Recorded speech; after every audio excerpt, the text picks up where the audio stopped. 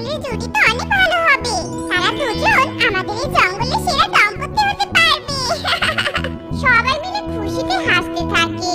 এদিকে কালু বাড়ি ফিরে এসে নারকেলের চারাগুলো লাগিয়ে দেয়। সেগুলোতে জল দিতে থাকে। যাক বাবা, জল দেওয়া অবশেষে শেষ হলো। ওদিকে ক্ষুধায় আমার পেটে পুরো তেলাপোকা দৌড়াচ্ছে। যাই খেয়ে নেই। কালু খাবার খাওয়ার জন্য তার বাসায় যায়। এদিকে কাকুলি তার হাতে খাবারের বাক্স নিয়ে এসে হাজির হয়। কালু, তুমি বসে বসে শুধু শুকনো দানা খাচ্ছ? এই দেখো, আমি তোমার জন্য পছন্দের লুচি আর ছোলার ডাল রান্না করেছি। নাও, এগুলো এবার খেয়ে নাও তো। খাবার এনে অনেক ভালো করেছো। দাও দাও, তাড়াতাড়ি দাও। কালু খাবারগুলো নিয়ে গপ গপ খেতে থাকে। ততক্ষণে কাকুলি নারকেল গাছগুলোর দিকে নজর দেয়। কালু, তুমি এতগুলো নারকেল গাছ কেন লাগিয়েছো? সবাই যে তোমাকে পাওয়ার জন্য প্রিয়তমা। শোনো, এখন তুমি বাড়ি ফিরে যাও। তোমার মা তোমাকে দেখতে না পেলে ভীষণ রাগ করবে। আচ্ছা ঠিক আছে, আমি চলে যাচ্ছি। তবে নিজের খেয়াল রেখো, কেমন?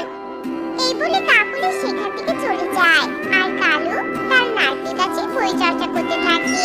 এভাবে দেখতে দেখতে কেটে যায় বেশ কিছুদিন। আর ততদিনে কালুর গাছগুলো অনেক বড় হয়ে যায়। আর তাতে অনেক নারকেলও ধরে। এমনকি সেগুলো বিক্রি উপযোগী হয়ে যায়। আমার গাছের নারকেলগুলো তো এখন পাড়ার উপযোগী হয়ে গেছে। আমি আজই কোনো নারকেলের পাইকারকে ডেকে নিয়ে আসি।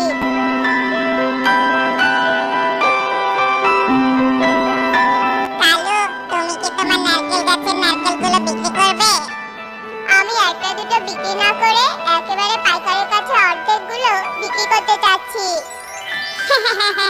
কোনো চিন্তা নেই বাবা, আমি নারকেলেরই পাইকার। তুমি আমার কাছে নির্দ্বিধায় বিক্রি করতে পারো। আচ্ছা ঠিক আছে, তা কত টাকা পিস করে নারকেলগুলো নেবেন বলুন? আমি নারকেল প্রতি 50 টাকা করে নিব। আচ্ছা ঠিক আছে কাকা, আপনি আপনার লোকদের দিয়ে অর্ধেক নারকেল নিয়ে যান। ওগো, এবার আমাদের কি হবে গো? আমরা এখন কোথায় যাব? আর আমার পোষা আম গাছের কি হবে বলো তো? টুনি, তুমি কোনো চিন্তা করো না তো। আমাদের বাসা অনেক পাকাপোক্ত আছে।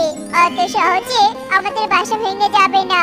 আর যদি ভেঙে যায় তবে আমরা তোমার পোষা আম গাছে চলে যাব। টোনা আর টুনি নিশ্চিন্তে তাদের ঘরে থাকতে শুরু করে। এদিকে দেখতে দেখতে রাত হয়ে আসে। খবরের কথা মতো মুষলধারে বৃষ্টি পড়তে শুরু করে। সেই বৃষ্টিতে একে একে সবার বাসা জলে ডুবে যেতে থাকে।